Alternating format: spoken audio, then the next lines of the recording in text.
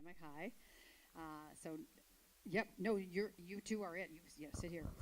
Charlotte and Nobles, I'll let you folks introduce yourselves and kick this off. But another incredibly relevant topic.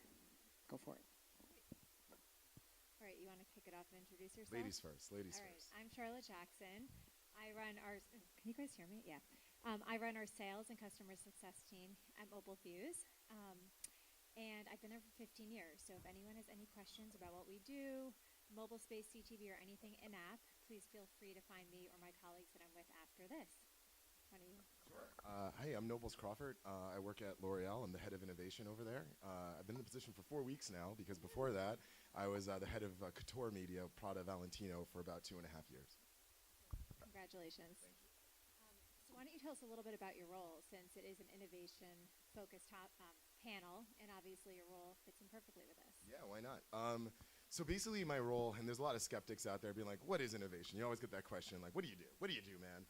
And it's like, look, like if you have a part of an imagination, you probably understand it already. But the way that I break it down to people is I'm focused on 3 things. I'm focused on the future of commerce, the future of connection, and the future of service. And so to break those down a little bit more for you, the future of service, like that's where I'm also the AI lead for L'Oreal. So we have a whole bunch of AI tools within the walls of L'Oreal because, as we know, a lot of corporate, a lot of Fortune 500 companies see it as like a security risk, so they bring those things in-house. So we have a bunch of tools in-house for AI. I oversee those, but then there's also other parts about service. Like we talk about a lot of like technological or like supply side type of mechanics that would allow like our media to go up and down with supply shortages and so on and so forth. That's also innovation. So not just AI, there's also more practical parts of innovation to it. The future of connection, that could be peer-to-peer, that could be business to consumer. There's many new technologies that are coming out. And let's say like their horizons 2 to 5 years. I'm trying to find those things and do those things today. So by the time the market meets us with any of these more consumer-facing pieces of innovation technology, we're able to really kind of beat the market in this white space, and L'Oreal will be there with our brands. And the last one, the future of commerce, right?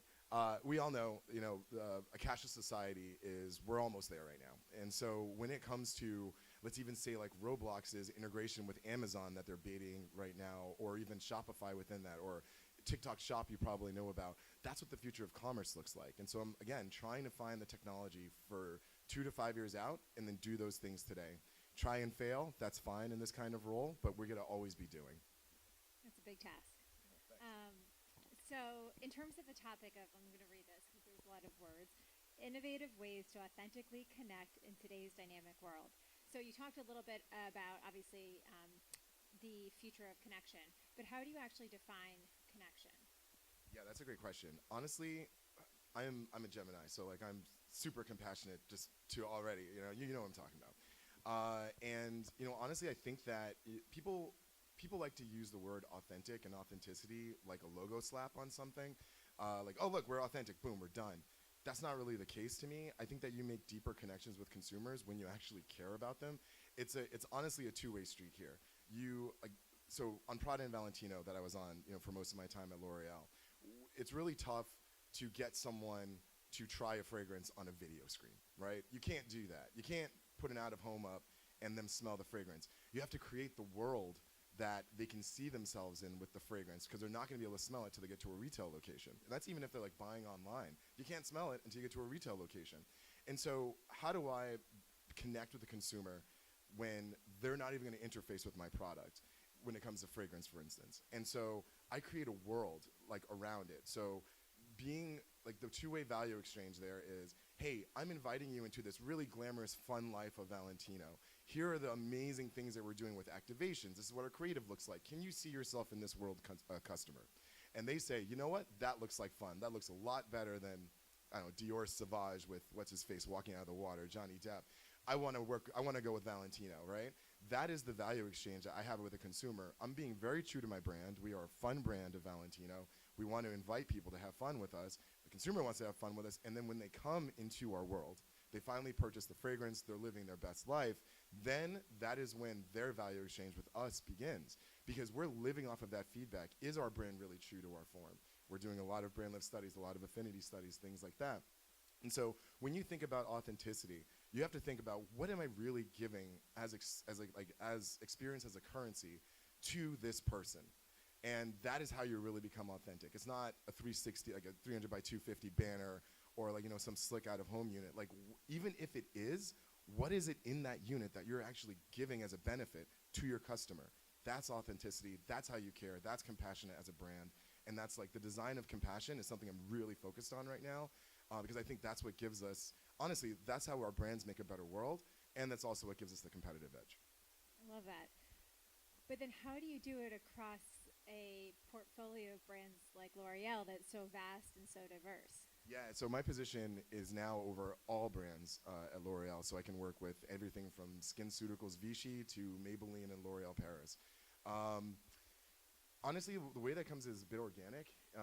We're a very multi-matrixed organization, and so it's impossible as one person to kind of keep up with all the different brand changes and stuff. A lot of organizational changes all the time. So really, from an organic perspective, they usually come to me. I really throw myself out there. People kind of know where I'm at this point because I've been at L'Oreal close to 3 years, and so they bring me projects like, "Hey, Nobles, we're thinking about doing something in Roblox. Like, what's a trend that's coming that we can get ahead of, like in 6 months that we can do something?" And then I can bring ideas to them. So let's say like I try to collab with like, I don't know, let's say TikTok and like I throw some other let's do something fun. Let's say TikTok and Cartier. They're not competitors of ours, right? But we're gonna do something around, I don't know, with SkinCeuticals is a very elevated brand. We do a little collab on the side, we talk about it, and then I'll bring it to the brand. So it could also go that way as well. Or if a partner is like, "Hey, Nobles, we want to test this tech out. Like, do you want to be a beta partner with us?" I'd be like, "Okay, hold on.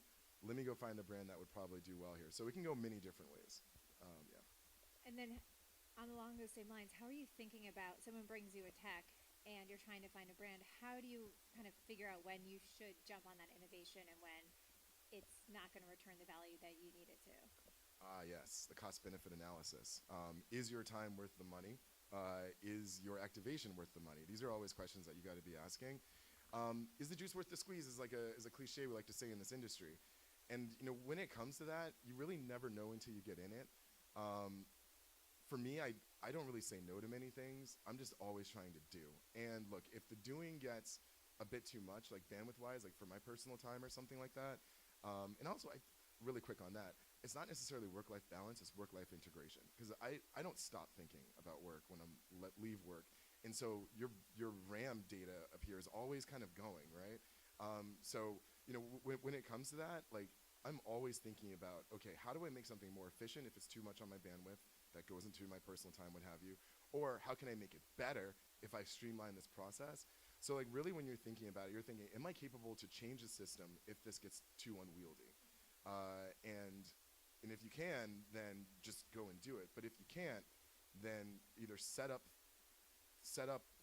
fail-safes, if you will, before you get into a project, so like when you've hit the sunk cost area, and then either try to dial back or just kill it. Like one of the most amazing things, my old boss on Valentino, the head of marketing on Valentino, he's like Jean Galliano's boy, if you know who Jean Galliano is from Maison Margiela.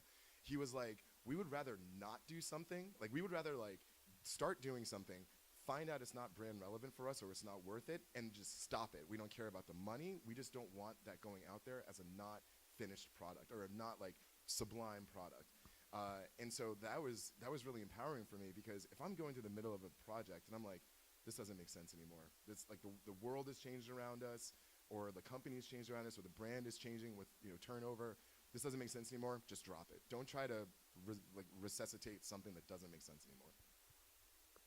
So why don't you tell us about something that has worked, and maybe over your time, maybe at Valentino or somewhere else, where you've done innovation that you feel like has worked well. I love making hits. Like that's one of the reasons why I'm in this position, is because when you're doing something, you got to make a difference. You got to make impact. I make hits. I've had a couple on Prada Valentino, but I'll probably talk about one I used to do on HBO when I was at PhD. Prada Valentino, real quick. I was the first guy that did a casual game for an elevated fragrance, Prada Paradox. Mucha Prada herself gave the blessing to do it, and that crushed it. Valentino, I was the first brand to do a tour, like a beauty bar tour around the country. And that's not that innovative, I get that. But when you think about just the stuffiness sometimes of couture, shaking it up and just doing things that, you know, entertainment does all the time is innovative in that space. Because if you're the first to do it, that's what they crown you as innovation. I think beyond that, but that's as easy as it is sometimes. But honestly, one of the most proud things I did was way back in 2011, I was a supervisor on HBO for integrated media strategy, and I was working on True Blood season 4. And around this time, like, you know, smartphones were still somewhat new in the field here. I think it was like, it was like the Verizon Droid or something like that. It was a very popular phone back in the day, guys. I know I'm dating myself here, but screw it. And you remember it? Yeah, I do. I was there with you, yeah. This is like post-StarTech time period. And so we had pushed Google, because they were making Android platform, to do a live background on their phone. They had never done it before. And I'm like a digital supervisor, like no power whatsoever to go up through the ranks of Google and tell them, hey, can you make a sloshy blood background for True Blood season 4? And we want to release it, you know, a week before the show starts. It was amazing. But the thing is that they listened to me. And it wasn't necessarily because of my title, because you'll get that a lot. It was because I was able to sell a dream. I was able to sell, hey guys, this doesn't exist. Here's why I think that it could blow the doors off of everything. Like, let's do this together. And like, you know, I'm always selling. I might be on the client side, I might have been on the agency side for this, but I am always selling something, like a dream, a piece of technology internally. And so like weaving the storyline behind it, and it doesn't necessarily need to have a very clear output. Be like, hey, this could just be a really cool thing. Let's just see what culture does with it. And that's what we did, and they listened to me. And then after that, they started doing live backgrounds on Android phones. And so I'd kind of, with my brand, created a new piece of technology with them that they saw a further benefit in, that they added as a regular service to their platform. It was really cool. Love that. I want to know for that one. Oh, that's great. How do you spot trends? I mean, how do you stay on top of that? Just get the fuck out. You gotta be out. Sorry, I swear all the time. I've done really well actually right now. But yo, you gotta be out. Just be out. Like, say yes to everything. Go to happy hours again. Like, our industry used to have a vibe. And I think that, and you know, I'm on my soapbox here, but I think that the race to programmatic, with not only like a lot of our agency groups, but also like brands that only saw the bottom line as the end all be all of advertising, it's a smart play, but I think that we put too much chips in that, and in doing so, it kind of like dragged down the vibe of our I came from Ogilvy. That was my first agency in 06. And the vibe of the industry then was way different than it is now.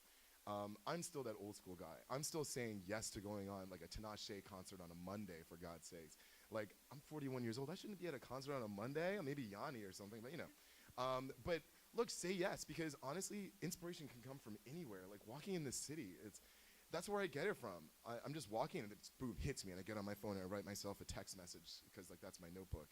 And it's like, it can come from anywhere. So just keep your minds open, say yes, go out there, do things that make you uncomfortable, and you'll find inspiration for whatever you do too. So this might be too tough, but yeah, I love that. It's all songwriters do that too. I feel like the best songwriters are always saying the same thing. They pull up their phone, write their notes when they see something inspirational. My memory sucks. That's the only way. So what trends are you excited by?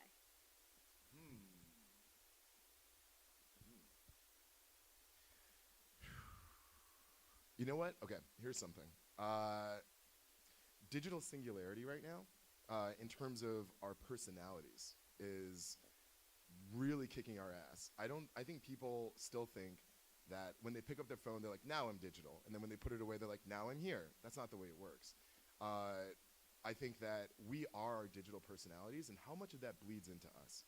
And then when we think about that, where is that tension point where we either accept it or we want to pull back?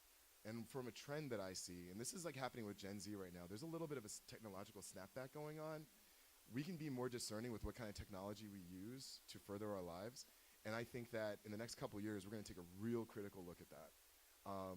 Some of these things, you know, going on with TikTok and our government, I think they have to like sell by January or something like that in the US. Like, there's going to be a lot of uncertainty coming down, and I think that's going to be most felt on our digital platforms, and I think that's going to kick us to being like, what is really my relationship with digital, and like, who am I now?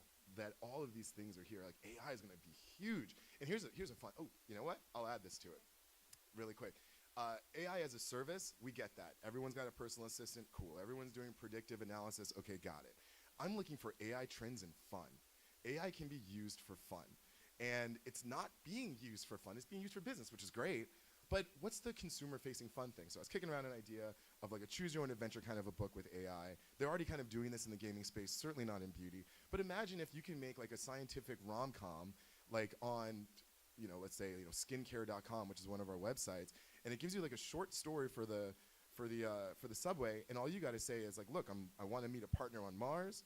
I want to get there in my private shuttle, and like, let's say that I own a couple planets and I'm a maven. So what this AI thing would do is it go in, got the prompt, and then it spits out a really awesome book. And in this like 5-page short story you can read on your subway, it's like, hey, you stepped off your new like Highline streaker, ship. Your skin is dry as hell. You throw in some La Roche-Posay, facial cream, and now you're good to go. You get into that meeting, you buy another planet, and I'm not an author, guys, but that's how we can use AI for fun, right? And there's many other ways, but no one's thinking of that. We're all bound by AI as a service. What about AI as fun? And that's like a trend that I'm really looking into, and I think that's going to lead into a new digital singularity.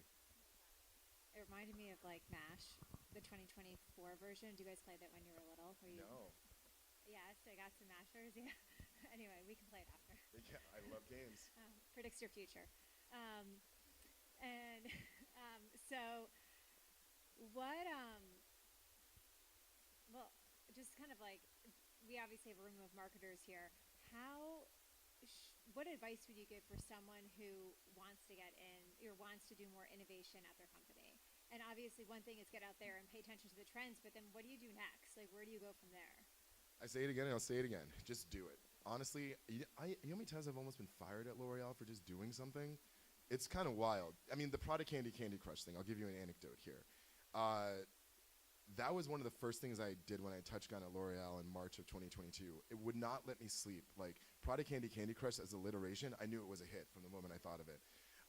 And so I put a lot of work into working with Candy Crush to use their IP, which they had never done before. They've never given a brand their IP to integrate into a mini game.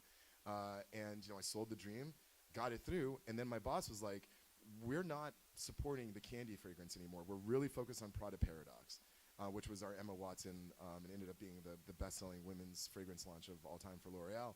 And so I was like, okay, but this thing doesn't cost like 0.05% of our budget. Like, let me just do this. She said no. I kept working on it. And then I brought it back. And then her boss was like, you got to kill this thing. We're not doing this. And I was like, okay. And I kept working on it. And then I brought it to Paris. And Paris was like, the brand's not going to go for this. Prada is not into gaming. This is not the thing to do. And I was like, okay. Kept working on it. And then somehow it got on the desk of Mucha Prada herself, who is the matriarch of the Prada name. And she loved it. And then once Mucha Prada wants something, you're going to get it. So it didn't matter that I was rejected by 5 people, including like 2 of my biggest bosses. We did it. And then it ended up like increasing our site traffic for 2 weeks by 1,800%. We got rid of 40,000 samples in 24 hours around Thanksgiving. And that's another piece of advice. Prepare for success. Like, everyone prepares for failure. Prepare for success. If we had more samples, we would have kept the game on. I had to shut the game down in 24 hours. It was supposed to last 2 weeks. So and so it was a major success. No one told me I did a good job. And they were like, yo, we were going to fucking fire you for going around our backs for this. But that's what really pushes the needle. You got a dream. Honestly, just do it and follow it. It makes total sense. You're in the innovation role now. Now they can't tell me no. Yeah, I just get to do it with my own budget. Yeah. So then you might have just answered this question, but what's the biggest challenge about being in the innovation role? Lack of dreamers. As I said, when people ask me, like, what do you do in innovation, then with like a skeptical kind of tone to it, I'm like, where's your hope go, bro? Like, where's your dream? What does innovation mean for you, right? Shoot for the stars. Guys, we can make anything we want. Like, where we live right now, you can make anything. Like, the only thing I can't do is fly a hot air balloon down the Hudson. Literally cannot do that. Like, the FAA will shut that down, even though I could probably do it gorilla, but that would get in a lot of trouble. But like, we can do and build anything. And when you think about like all the people you interact with every day, and we're all so different, it's like, how do you find the lowest common denominator of an experience you can give? you can build that thing today.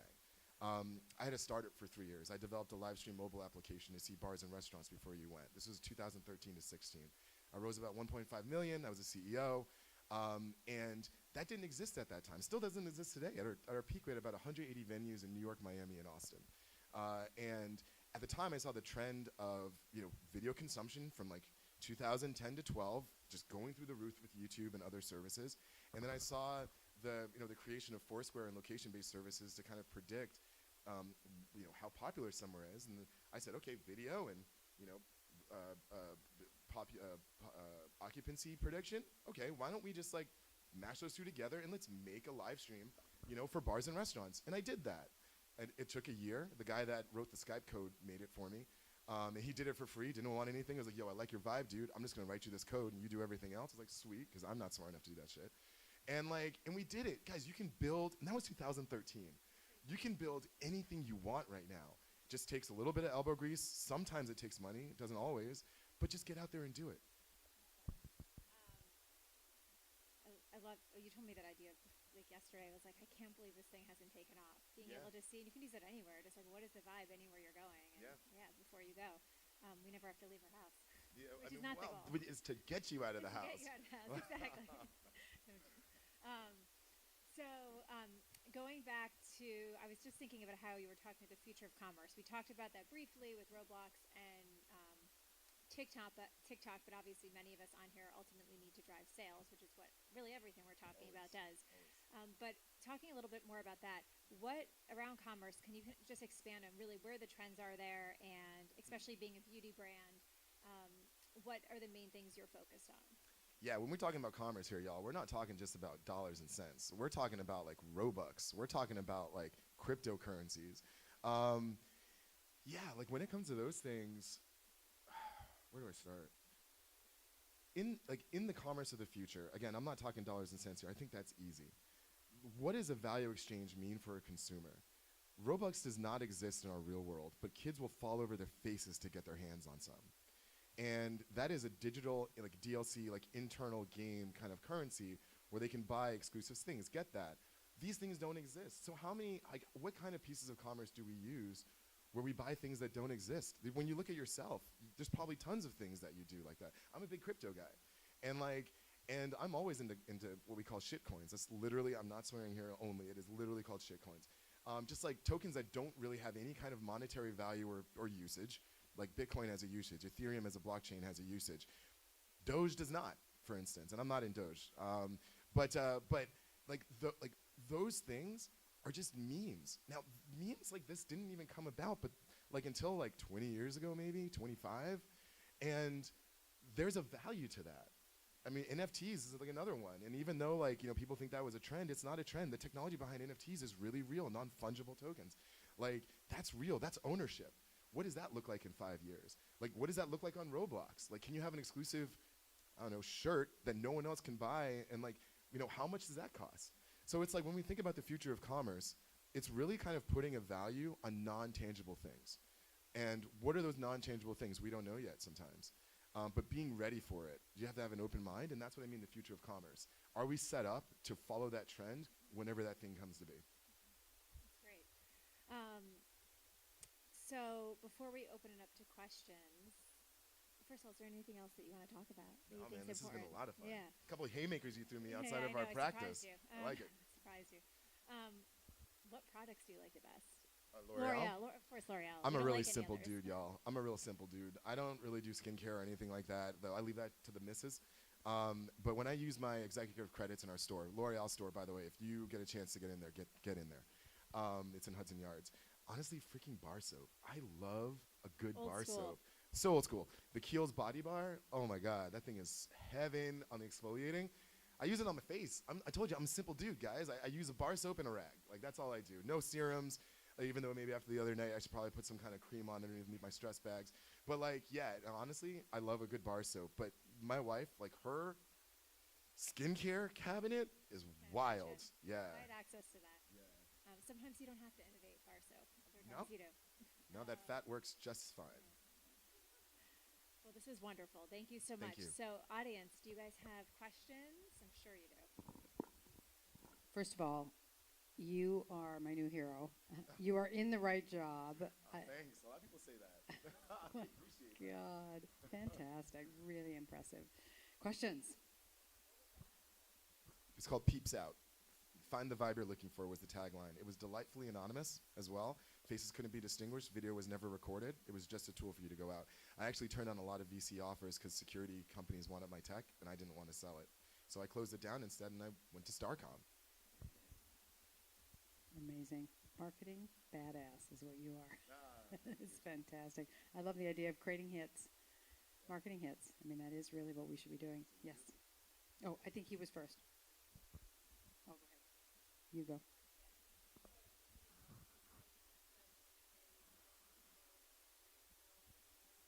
Yeah, I'll be completely honest. L'Oreal can be a brutal place. And so when I first started at L'Oreal, it took me about a year and a half to really like understand the culture of it all. So now my learning curve is steeper, which is good because you get through it faster. But like, I would say the biggest thing in the 90 days was just giving myself grace. I mean, it's only been 4 weeks, so I'm just giving myself grace to have the conversations. Like, L'Oreal is such a big organization, and when I was on Couture, Luxe as a piece of L'Oreal, there's 4 groups: Luxe, LBD, CPD, and PPD, I think. Someone in here knows that answer better than I do. But all 4 divisions are organizationally set up completely differently. And I didn't want to be a bull in a china shop going in, hey, I'm your head of innovation. Let's work on something together until I understood the hydra that it is. And so I'm still kind of understanding that now. I'm getting the wings underneath me. But my first 90 days was just give myself grace, keep coming up with some ideas, write myself notes, and then when I have the right conversation where one of those ideas hits, bring that up. So that's kind of what I'm doing right now. I'm kind of checking the scene. Cool. Gentleman in the back. Yo, it's good to see you, dude.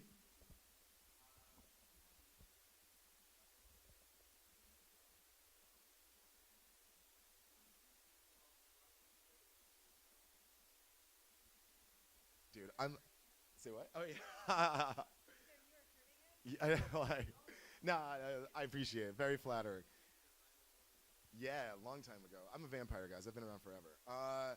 Look, there's no where I go at L'Oreal. There's never an up. There's never another job. So like when I was head of media for Couture, there was no higher media job than that on Couture, and I loved my brands. I didn't want to go anywhere. Then they tapped me for this role. There is no step up for innovation here at L'Oreal. What I am interested in is honestly public service. I'm a state committee member for the 71st Assembly District that requires an election, and so maybe like in 5 to 10 years I could see a congressional run. But until then, man, I'm gonna be hawking skincare. Let's go. I honestly love L'Oreal. The French culture is really interesting when it comes to business. If you can dream it, you can do it. You just gotta sell it. And so like I'm in a perfect position for that. So I don't see myself even needing to go anywhere for a while. Once the market catches up to what I'm doing now in 5 years, then I'll probably reassess what I'm up to.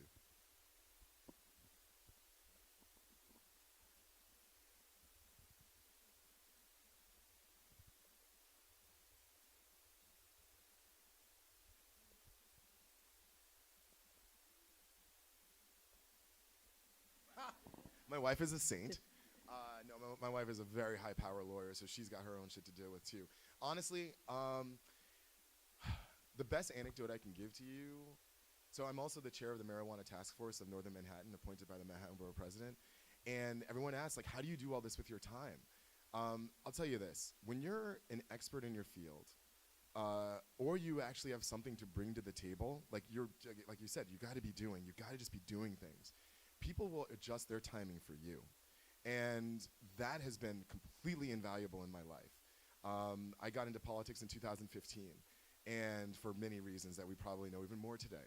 But I got in 2015, and I helped organize the digital strategy for a bunch of state senators that were trying to get control back from the Republicans in the New York State Senate who had control for 10 years.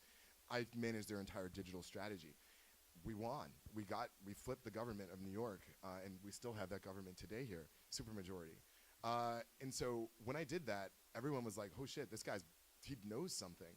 Like, can we talk to you? Can we put you on something? Can we da-da-da?" And I was like, "Look, I got 2 kids, man." At the time, they were like 3 and 1. Now they're 9 and 6. And I was like, "I don't have time for that." And they're like, "You tell us what you can do." And so I was like, "Okay, well, for the Marijuana Task Force, for instance, I told Mark Levine, I was like, he's the Manhattan Borough President, I was like, I can't run a community board type of meeting. He was like, we'll make it a task force. You can make the schedule. I was like, sweet. And so I did that. So people will adjust to you because it's a mutual respect. They know that you're not going to waste their time when you're interfacing with them or doing something on their behalf. You know that they're going to be adaptable to what you need to have done. And that's the value exchange there. And that's how you get all these things done that I do. Amazing. Any other questions? Go ahead.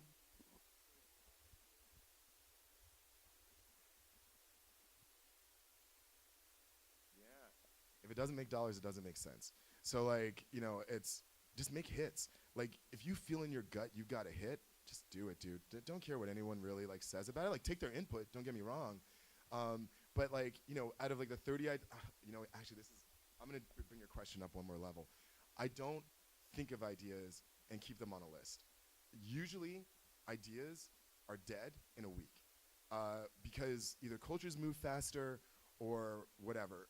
My ideas, I try to anticipate, so I'm planning like 6 months out.